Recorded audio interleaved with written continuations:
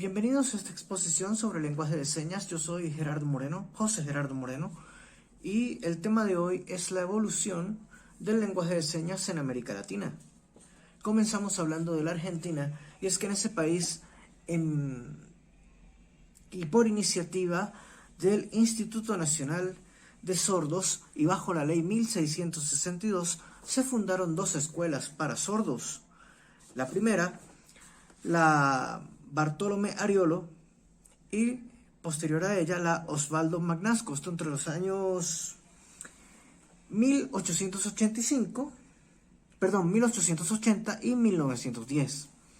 En 1912 se fundó en la Argentina la primera asociación para personas sordas y discapacitadas. Gradualmente, esta institución fue abriendo sus puertas para que más personas se incorporaran a ella, y logró tener contacto con escuelas e instituciones en la República Argentina. Desde luego que la comunidad que utiliza el lenguaje de señas ha ido creciendo, ganando aceptación en la Argentina, y el lenguaje de señas hoy incluso es incluido en los noticieros de televisión y en los actos oficiales de gobierno en la Argentina. Pasamos ahora a hablar del lenguaje de señas en Colombia. Y es que, al igual que en toda América Latina, el lenguaje de señas en Colombia también fue adoptado y fue hecho parte de la cultura nacional progresivamente. Tenemos por aquí que las primeras escuelas se abrieron para el año de 1924, dos en Bogotá y dos en Medellín, para un total de 4 escuelas.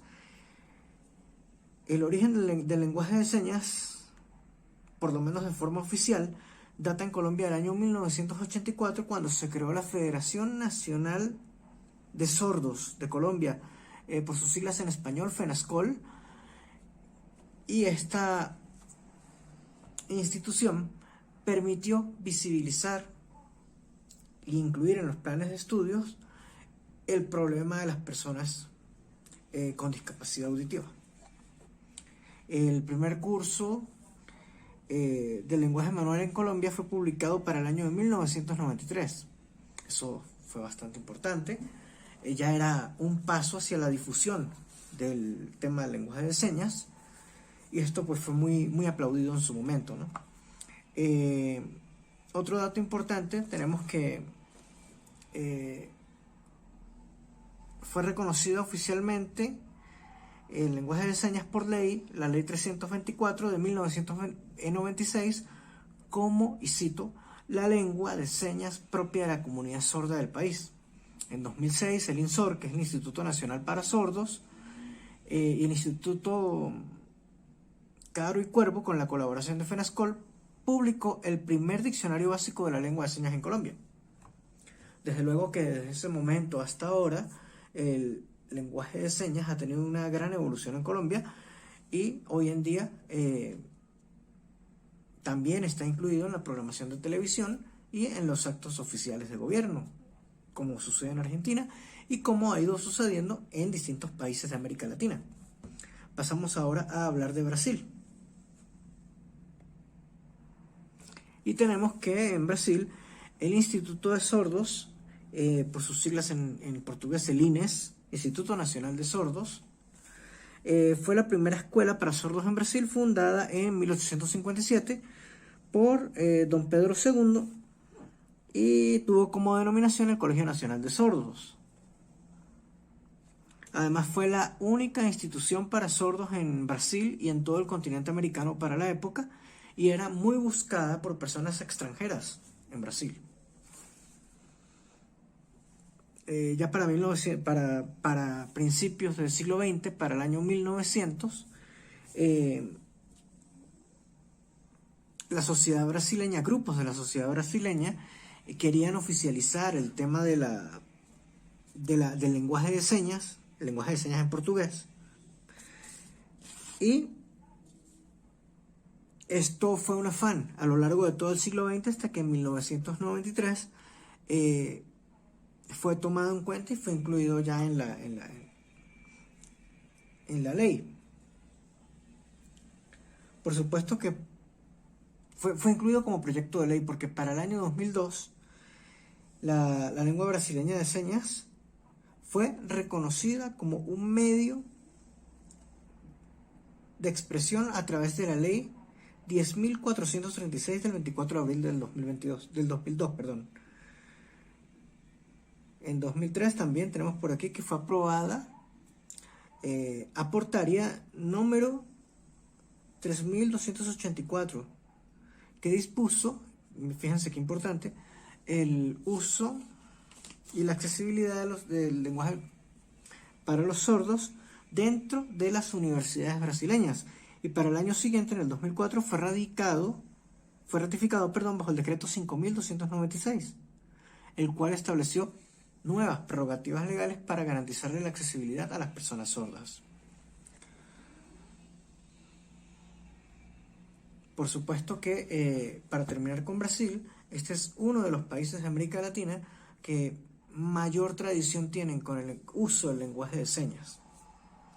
Pasamos ahora a hablar de Venezuela.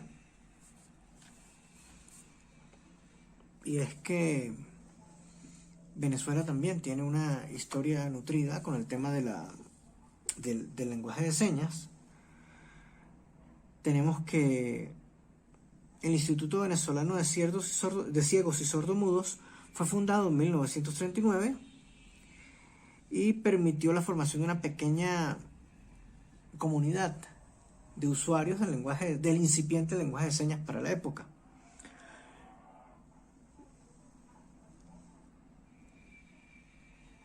También tenemos que en 1950 se fundó la Asociación de Sordomudos de Caracas. En 1999, y tras un gran cabildeo a nivel social y político, fue incluido dentro de la Constitución Nacional un par de menciones al lenguaje de señas. Cito el artículo 81, que hizo mención a que las personas sordas pueden comunicarse a través del lenguaje de señas, y también se reconoce el derecho de las personas sordas a comunicarse, mediante el uso del lenguaje de señas, y se establece que ese grupo de personas tienen el derecho de ser informados en su lengua a través de la televisión pública y privada. Por esa razón, mediante este artículo de la Constitución, el número 81, es que las televisiones adoptan los traductores del lenguaje de señas en su programación. Esas personas que vemos al extremo de la pantalla son traductores del lenguaje de señas, y esto porque pasa a ser ya un pedido de ley. El lenguaje de señas, desde luego, que ha ido evolucionando. Hay una comunidad muy nutrida de personas que hacen uso de este lenguaje en Venezuela, igual como sucede en América Latina, y estas personas continúan luchando por sus derechos y por su reconocimiento. Bien, esta ha sido toda mi exposición por el día de hoy. Yo soy José Gerardo Moreno y agradezco muchísimo la paciencia con la presentación.